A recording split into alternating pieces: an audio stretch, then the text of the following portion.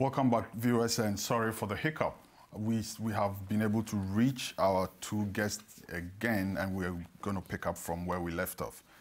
Okay, so let me come to you now, Blakk Rasta. You've now become one of the legendary Big 40, as you've been nicknamed now.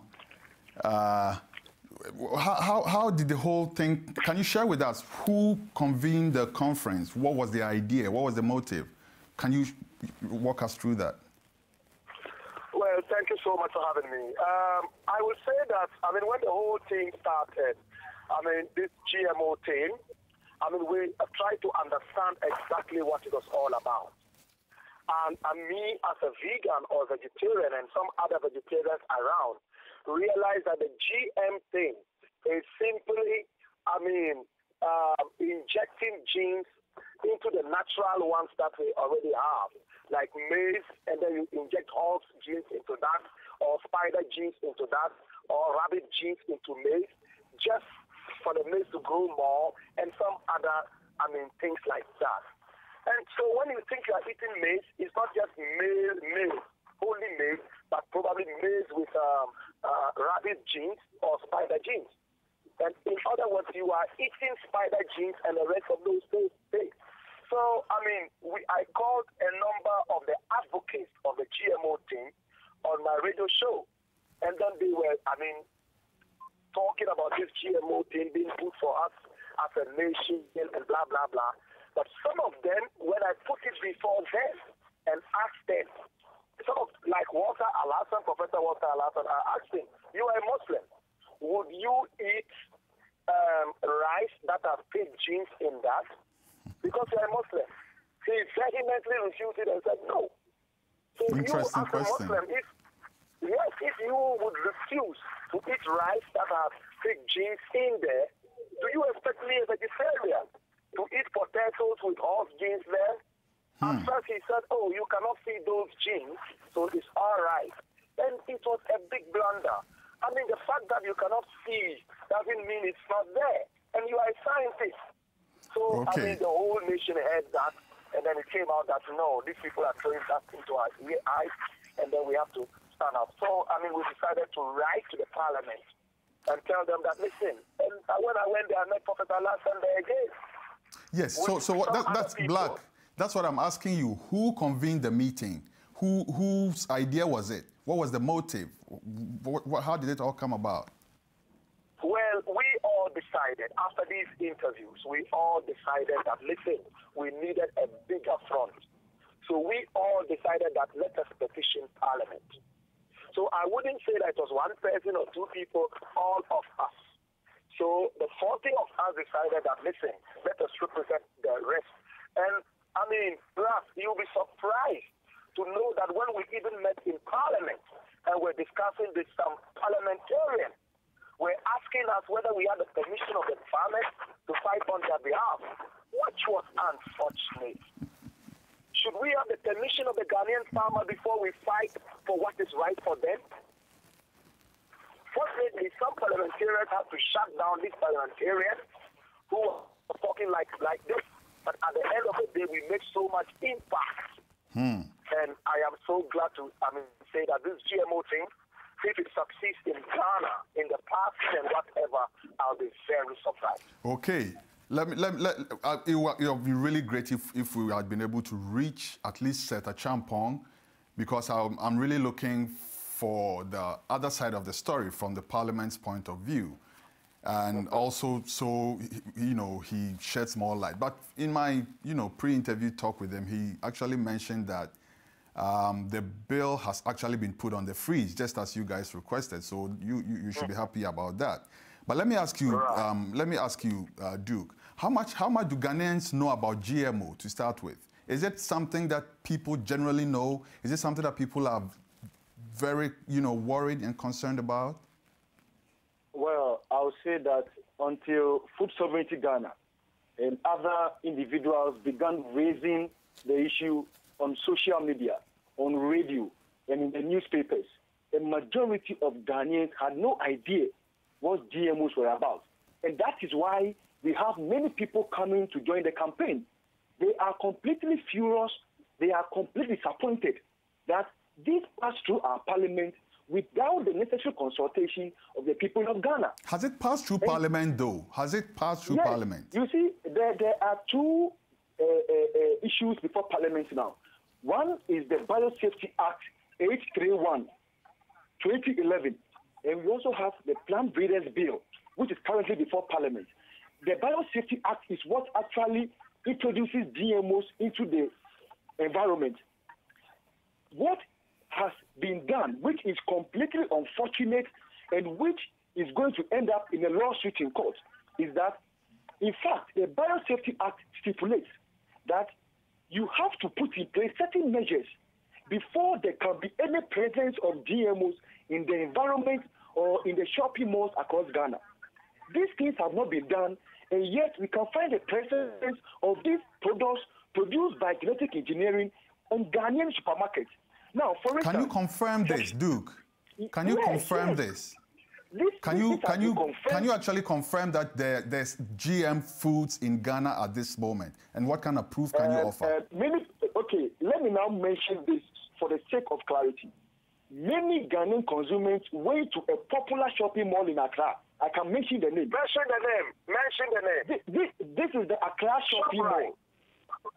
Right, yeah. And they are selling food that they are selling food that has been produced using genetic engineering or GMOs. How do you prove this, Duke? How do you prove this? How do you prove? Is it labeled? Ras, is it possible to come in? Yes, please. Can I just finish one? Okay. All right. Yep. Okay, I was saying this. In fact, the Deputy Minister of Agric, Honorable, said that there were no GMOs in Ghana. And we have tapes of that, which I played on my radio show over and over. So, I took a walk into ShopRite, took a walk into Game, and we found Baako cornflakes. Baako, B-O-K-O-M-O. Baako cornflakes. And it's written on it, even though very small, that it is made from genetically modified maize in South Africa. So if on the front page of the Daily Graphic, we built a very huge Baako cornflakes box, which we used for our demonstration just last week. And it was captured on the front page of the Daily Graphic. So we started eating GMO food. And it's all over. It's not only the Game and then ShopRite, other shops. And written on the back. Okay, so Duke. And you see, the Biosafety Act actually says in Section 3, subsection 1, it says there is established by this act a body corporate to be known as the National Biosafety Authority. And then if you go to Section 11.1, that one talks about what you must go through in order to apply for contained or confined use of GMOs. Then Section 12, Section 1, talks about the application for introduction of GMOs.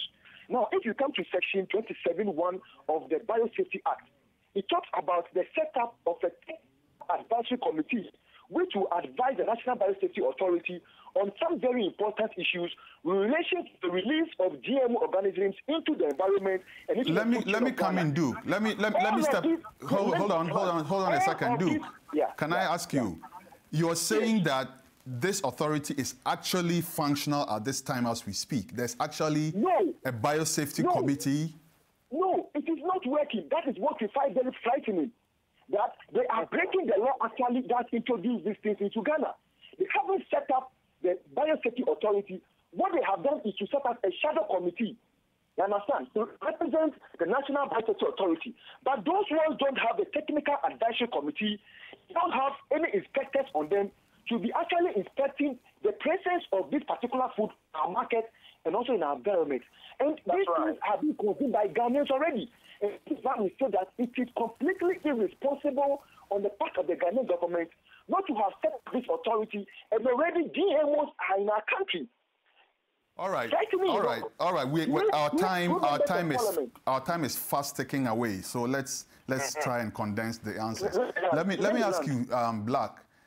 You know that just north of Ghana, in Burkina Faso, they have actually signed on to the GM, craze, if you will. Right. And we know that there's a seasonal shortage, artificial though it is, of tomatoes. among other foodstuffs. And there's an influx of GM tomatoes coming from Burkina Faso.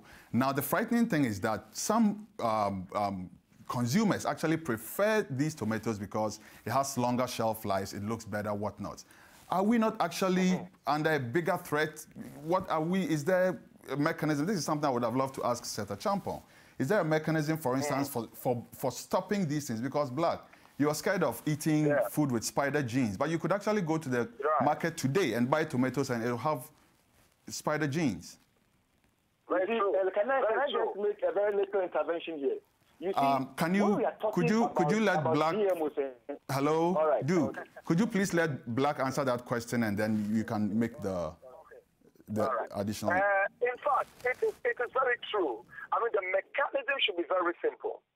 If Burkina Faso has decided to accept GMOs in their country, I think that what we have to do basically is to stop importing anything from Burkina Faso.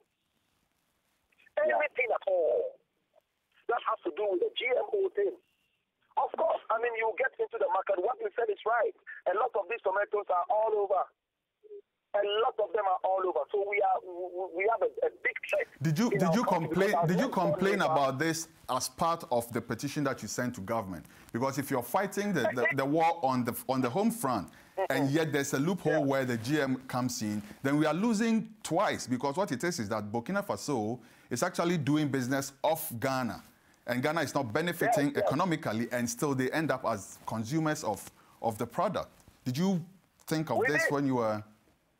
We did. In fact, we told them, listen, you go out there, and then so many products are out there which are not from our country, produced in our country. And these are GMOs, GM products.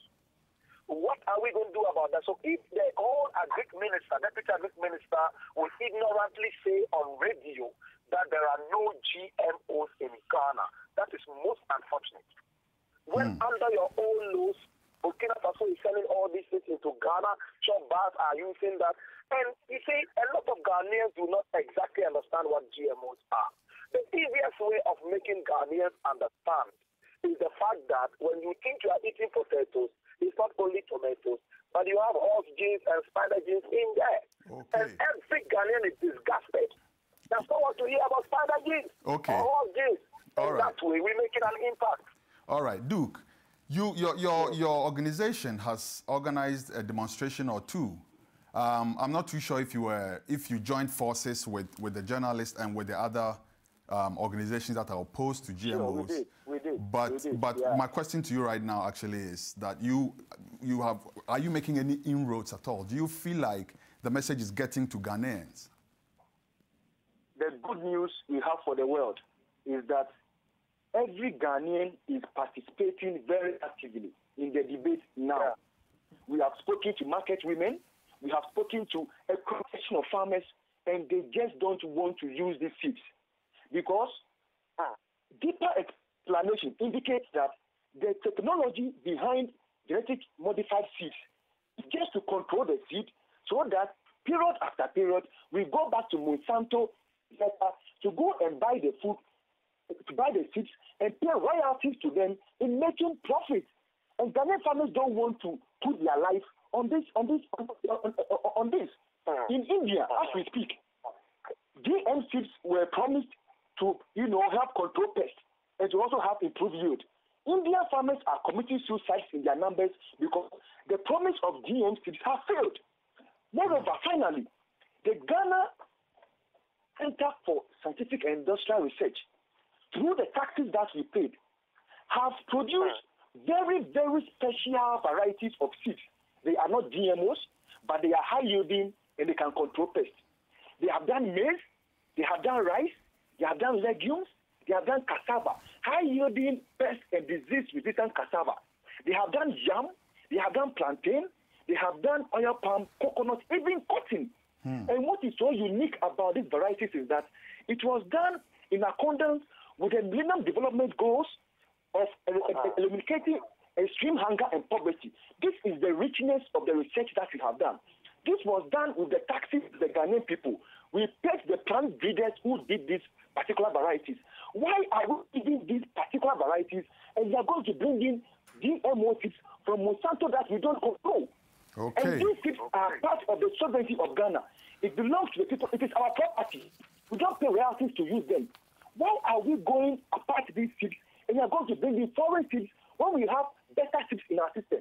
This is what we don't understand. And it is a complete betrayal of the Ghanaian people, the Ghanaian farmers, and also the Ghanaian consumers for a few greedy members of our society in parliament, in the executive, to want to go behind the Ghanaian people for the sake of the money they are going to make to go and import these seeds. As we talk, there are plans underway to privatize or sell the National Food and Buffer Stock Company. And this company was set up to buy food from Ghanaian farmers at guaranteed prices and also more part assets produced by the farmers. They are going to sell this company to private individuals who are now going to gamble with the hard work of our farmers. This is completely unfortunate, unwarranted, and it must be avoided. It appears it is. Let me ask you now. Last question, though, our time is used up, but I'm just going to ask you my last question.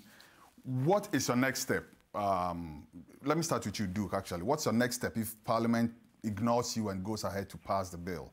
What will be your next, reaction? I must say that given the number of petitions, given the number of concerns that are being raised over the safety of GM foods, even by the Ministry of Health of Ghana, even by the Catholic Bishops' Conference, even by media practitioners, the Speaker of Parliament on the 8th of January has asked for a halt for the consideration of the Plant Breeders Bill. And let me explain very briefly. The Plant Breeders Bill before Parliament at this moment is going to put in place the system for foreign plant breeding companies to now impose their food on us and have now the capacity to take royalties once the foods have arrived, the GMO foods have arrived. In fact, there's a clause in the Plant Breeders Bill which says that when the companies are not present in a particular country, they can appoint agents to work for them on their behalf. And that is why we have individuals like Abu Sakara, like Alassa Sando, sorry to mention their names, who are so actively campaigning for the adoption of the Plant Breeders Bill. The way forward. Abu Sakara, the presidential candidate? Exactly. He's going about shooting himself all over the place, praising GMO food to the heavens. And we know for a fact, this is not an allegation.